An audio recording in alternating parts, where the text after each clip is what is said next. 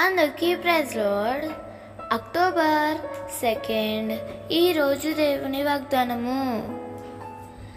నేను నీకు తోడై ఉన్నాను, నీకు హాని చేయుటకు నీ మీదకి ఎవడును రాడు. అపోస్తల కార్యములు 18వ అధ్యాయము 10వ వచనము. కలుషితమగు ఈ లోకంలో ముత్యము లాంటి నీ విశ్వాస జీవితాన్ని ఎంతో నమ్మకంగా కొనసాగిస్తున్నావు కదా. నీ విశ్వాస జీవితాన్ని చూసి నీ మీద అసూయ పడేవారందరూ నీ వెన్నంటే ఉంటారు. వారి ప్రణాళికలన్నిటినీ తారుమారు చేసి నీ తల పైకెత్తే దేవుడు నీతో ఉన్నాడన్న సంగతి నీవెన్నడూ మర్చిపోవద్దు.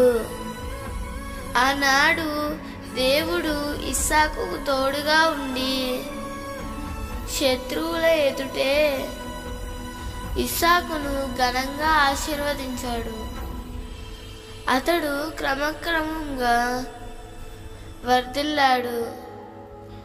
నీ జీవితంలో కూడా దేవుడు నీకు తోడై ఉండి నీ మీదకి ఎవ్వరూ రాకుండా నీ చుట్టూ కంచి వేసి కాపాడి నిన్ను దీవించును.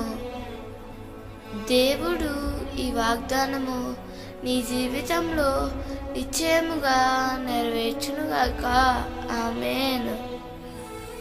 ఈ వాగ్దానం మీకు దీవెనగా ఉన్నట్లయితే తప్పకుండా మీ బంధువులకు, స్నేహితులకు షేర్ చేయండి, లైక్ చేయండి, ఆమెనని కామెంట్ చేయండి. ప్రభు పనిలో పాలుభాగస్తులు కండి.